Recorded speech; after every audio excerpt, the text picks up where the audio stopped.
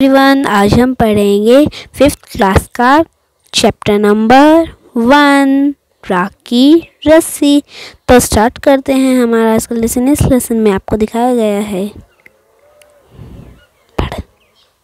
लोनपो गार तिब्बत के 32वें राज सोनगसेब गाम्पो के मंत्री थे। वे अपनी चालाकी और हाजिरबाजी के लिए दूर दूर तक मशहूर थे। उनके सामने कोई टिकता न था। चैन से जिंदगी चल रही थी, मगर जब से उनका बेटा बड़ा हुआ उनके लिए चिंता का विषय बना हुआ था। कारण यह था कि वह बहुत बोला था और शादी उसे छूकर भी नहीं गई थी। लोनपो गार ने सोचा, मेरा बेटा बहुत सीधा साधा, है, मेरे बाद इसका काम कैसे चलेगा। एक दिन लोनपो गार ने अपने बेटे को 100 भेड़ें देते हुए कहा, तुम इन्हें शहर लेकर जाओ, मगर इन्हें मारना या बेचना नहीं, इन्हें वापस लाना 100 जो बोरों के साथ, वरना मैं तुम्हें घर में घुसने नहीं दूंगा। इसके बाद उन्होंने बेटों को शहर की तरफ रवाना किया। लोनपो गार का बेटा शहर पहुंच गया, मगर इतने बोरे जो खरीदने के लिए उसके पास रुपए कहाँ थे। इस समस्या को सोचने विचारने के लिए सड़क किनारे बैठ गया, मगर कोई हल उसकी समझ में नहीं आ रहा था। वह बहुत दुखी था। तभी एक लड़की उसके सामने आ खड़ी हुई। क्या बात है, तुम इतने दुखी क्यों हो? लोनपो गार के बेटे ने अपना हाल कह सुनाया। इसमें इतना दुखी होने की बात नहीं, मैं इस का हल निकाल देती। इतना कहकर लड़की ने भेड़ों के बाल उतारे और उन्हें बाजार में बेच दिया। जो रुपए उनसे मिले, जो के 100 बोरे, उसे खरीदकर उसे घर वापस भेज दिया।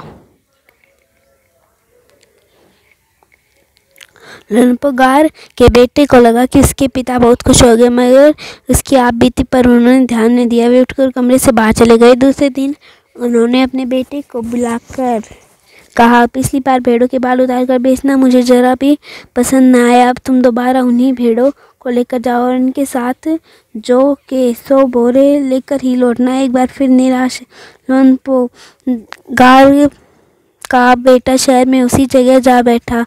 न जाने उसे क्यों यकीन था कि वह लड़की फिर उसकी मदद करने के लिए ज़रूर आएगी। और कुछ हुआ भी ऐसा ही। वह लड़की आई, उसने अपनी मुश्किल कह सुनाई। अब तो बिना जो बोरों के मेरे पिताजी मुझे घर में नहीं घुसने देंगे। लड़की सोचकर बोली, एक तरीका। उसने भेड़ों के सींग काट लिए। उन्हें बेचकर जो रुपए मिले उनसे 100 बोरे खरीदे। बोरे लोनपो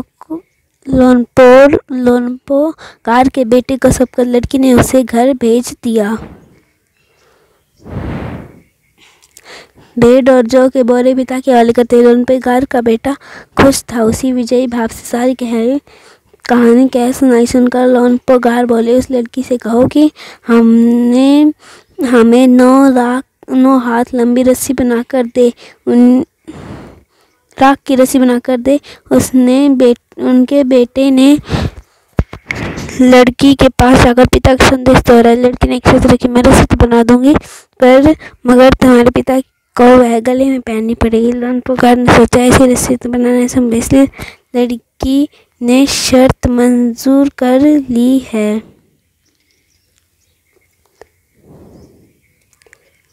अगले दिन लड़की ने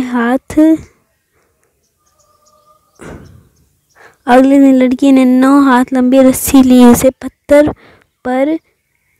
के सिल पर रखा और जला दिया। रस्सी जल गई, मगर रस्सी के आकार की राख बच गई। इससे वह